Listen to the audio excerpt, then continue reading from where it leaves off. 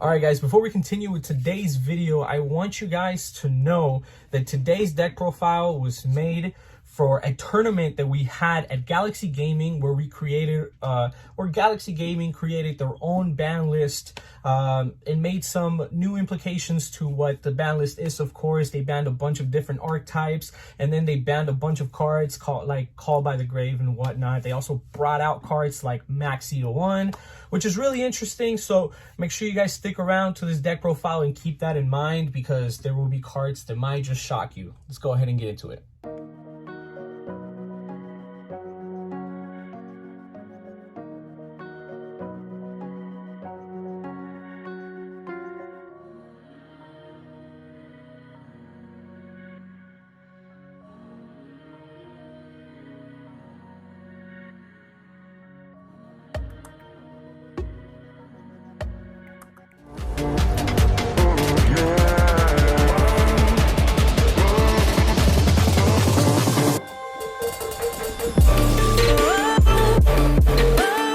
What is up, guys? Your boy Ed from Savij. You already know we got that boy Miles here. Miles just got first place today. Where, Miles? Got first place at Galaxy Gaming. We played in a non-meta tournament and went 6-0. What did you play?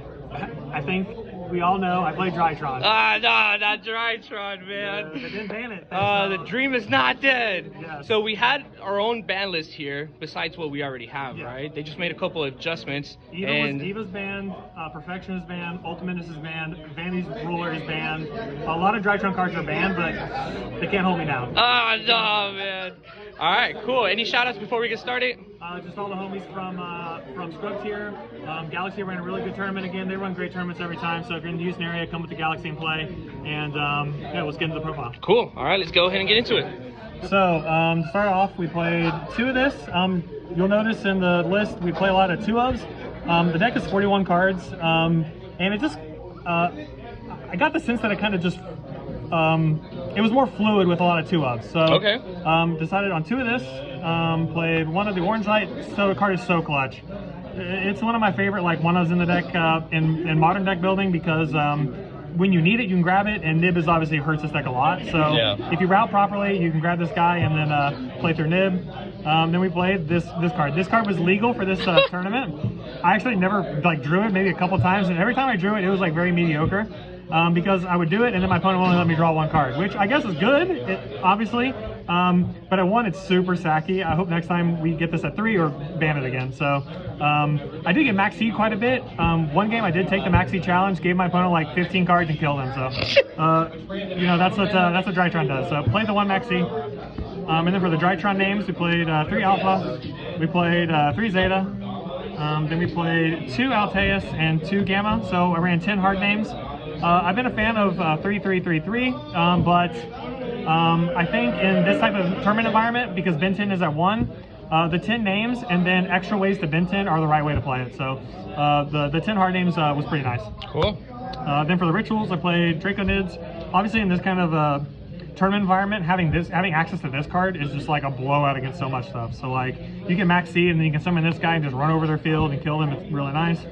I played Pain, you'll see why in a second. Obviously, besides the fact that just this card's kind of broken on his own, shuts down fusions, XYZ synchro effects, skips their main phase 1, card's just really, really cracked. It's not so good in the current Yu-Gi-Oh format, but in this kind of more rogue environment, it just eats tons of decks alive. So played the Hammer Factor, played the 1 copy of Ben 10 for this ban list, played 1 Edith 10, still pretty good, and the 1 broken card that is unbelievably stupid. So these are my 5 rituals.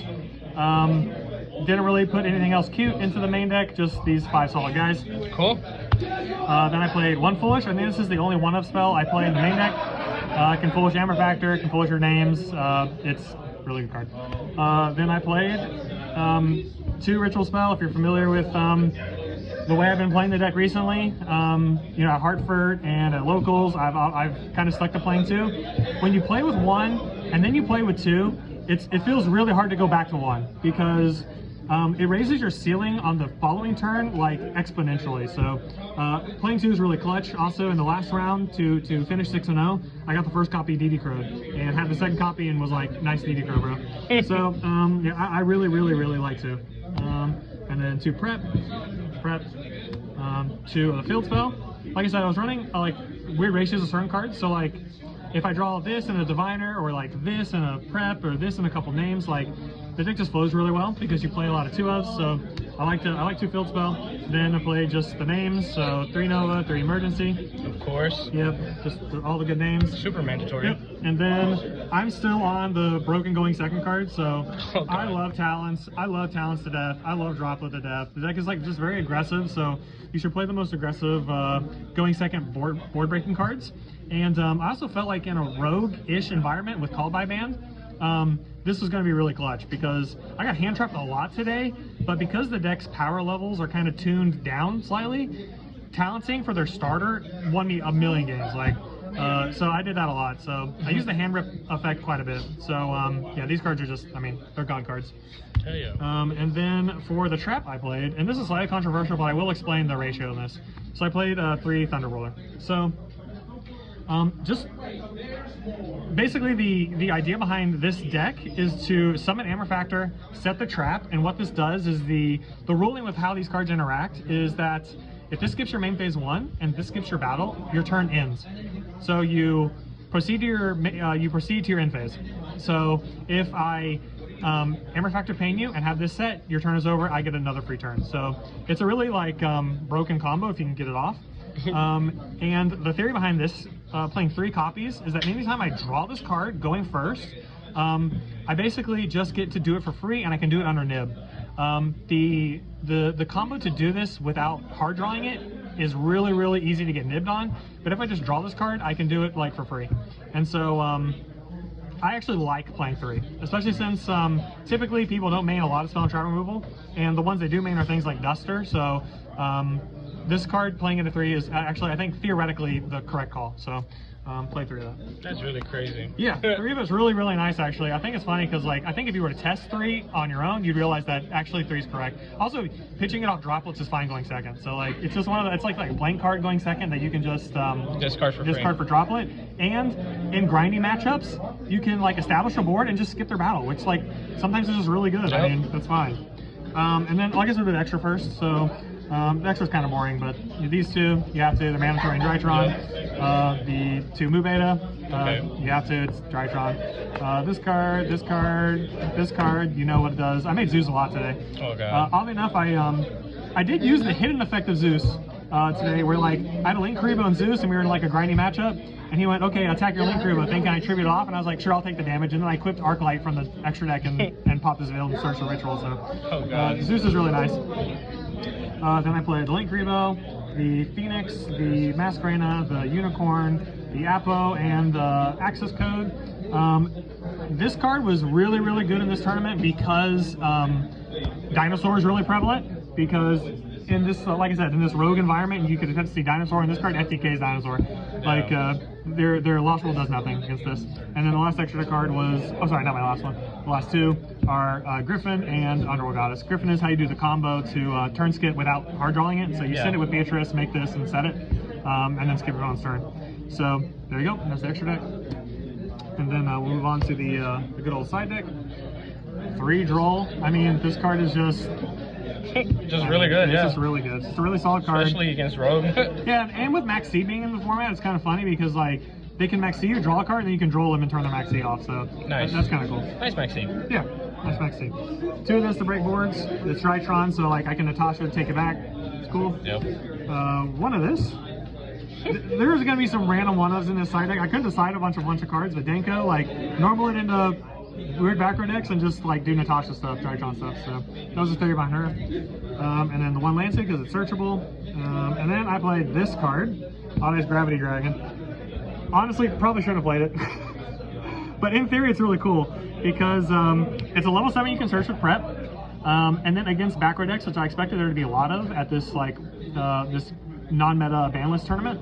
I thought this would be really cool, especially with the field spell up, because you can summon it, bounce all their back row, try and kill them through whatever, because they can't respond to it. And then if you don't wind up killing them, it burns them for 500 on every card activation. So in theory, this card's really fun. I actually never did it today, but I like it. It's cool. And then Change of Heart and this. I saw Change Your Heart put in work today. Oh, bro, that card's so Everybody nice, was playing it. I actually think that card's kind of nuts. Like, before it's kind of funny because like I feel like this card's really hit or miss on how impactful it is. So sometimes you play this card and it's like the best card you drew, and then other times you draw and you're like, it's okay, you know? Yeah. And so, but today Change Your Heart was really nice. And then Duster just for back row decks. And then played this. I mean, I don't think we have to talk about that. Yeah, it's card nuts. Then I played more random one-ofs, Unnamed Nightmare. I actually thought that Pendulum would be played at this event, but it wasn't.